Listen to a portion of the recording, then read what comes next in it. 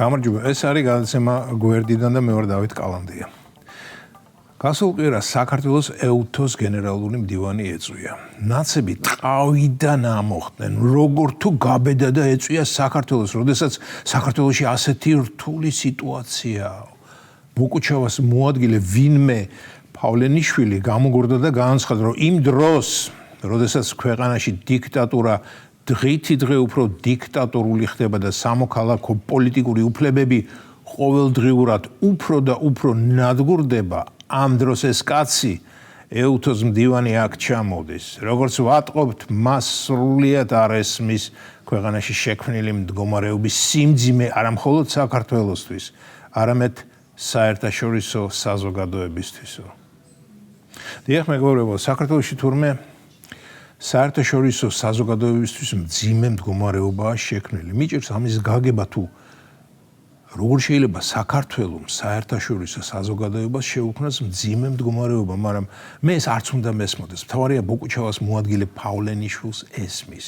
ისე კი როგორ გეგმაზომიერად ყოველდღიურ რეჟიმში აწვეთებენ ხალხს იმას, რომ საქართველოში დიქტატორული რეჟიმია. ამათ თუ იცოდნენ დიქტატურის მნიშვნელობა, მე ვიყო ლევან სანიკიძე მცირე და მე კი გამოგიტყლებით ძალიან არ მინდა ვიყო ლევან სანიკიძე მცირე. მოკლედ, მოსახლეობას დიქტატურაზე ყოველდღე აბოლებენ და ალბათ ვინმე ბოლდება კიდეც. ყოველდღიურ დაბოლებას თავის შედეგი მოაქვს, მეგობრებო. მაგალითად, მე რომ ყოველდღე ვიღაცამ მიკაკუნოს თავში, რომ სიტყვაზე ზოშენკოზე უკეთესი მწერალი ვარ, ადრე თუ გვიან დავიჯერებ. დიახ, ჰუმანით მეცოდინება, რომ ზოშენკომდე იმდენივე მიკლია, როგორც მთვარის ბნელ მხარემდე, მაგრამ თუ კი ყოველდღე ამას ჩამძახებენ, ადრე თუ გვიან დავნებდები და დავიჯერებ. ამას იმიტომ ვამბობ, რომ ეს ყოველდღიური ტლიკინი დიქტატურის შესახებ სუსტი გონების ადამიანებზე ნამდვილად მოქმედებს და განამხოლოდ სუსტი. მე ისეთი ადამიანისგან გავიგონე ფრაზა არ მინდა რუსული მთავრობაო, რომ არასდროს ვიფიქრებდი ის ადამიანი ასეთ სიაფანდობაზე რომ წამოეგებოდა, მაგრამ წამოეგო. ამიტომაც ქართულ ოცნებას ურჩევდი პიარის გაძლიერებას. მოკლედ, ეუთოს გემდივანის ჩამოსვლაზე ბევრი ვიხალისე. მის ჩამოსვლაზე კი არა, იმ აჟიოტაჟზე, რაც ამის გარშემო ატყდა. ჩვენი მფარველი დემონი ჯო უილსონიც რომ გამოხდა და გემდივანს ურჩია საქართველოს მოერიდეო, ხომ გაიგეთ. მე ჩემი საყვარელი პერსონაჟი ნორჩი ლევან სანიკიძე გამოიბერა ტრიბუნასთან და მამამისისთვის დამახასიათებელი სახის მედიდური გამომეტყველებით განაცხადა, რომ არ უნდა ჩამოსულიყო გემდივანი საქართველოში. დიახ, little სანიკიძე თვლის, რომ არ უნდა ჩამოსულიყო. ისე როგორც ხვდები, ჩვენი ნაცები მოძღრავენ, რომ ამიერიდან ყველა საერთაშორისო ორგანიზაციამ წინასწარ მათთან უნდა გაიაროს კონსულტაცია იმის თაობაზე, თუ სად და როდის ჩავიდნენ.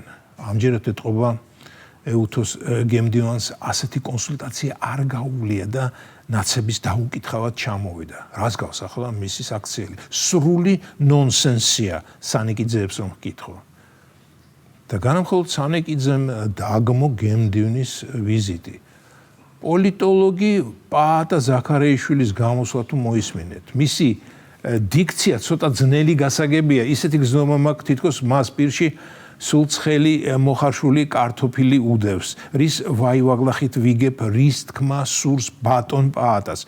უკვე რამდენი ხანია ზაქარეიშვილი ნაცების სიმღერას მღერის და ეს გასაგებიცაა. ზაქარეიშვილი უცხოურ გრანტებზე ზის და უცხოელი დონორები კი ყველაფერს აკეთებენ საქართველოში როგორმე თავიანთი უცხოური ფულის ტრიალის გასაჯაროება რომ არ მოხდეს. ამიტომაც თავიანთ მოჯამაგირეებს ყველაფერ ანტისაოცნებოს ალაპარაკებენ.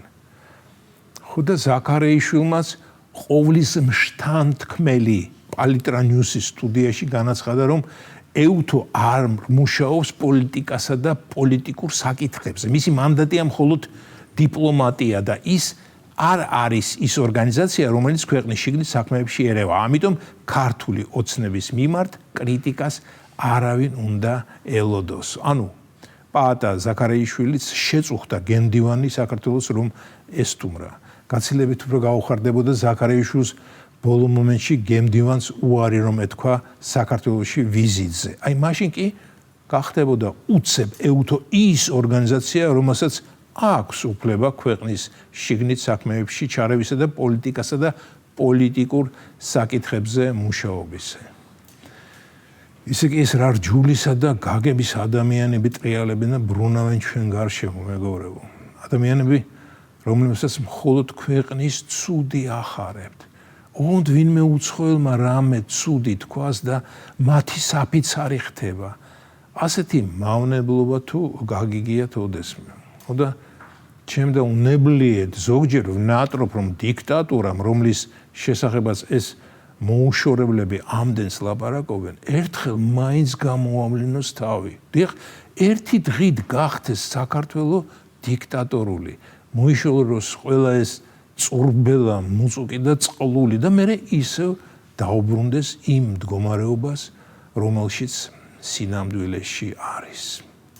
ეს იყო გადაცემა გვერდიდან და მე ვარ დავით კალანდია.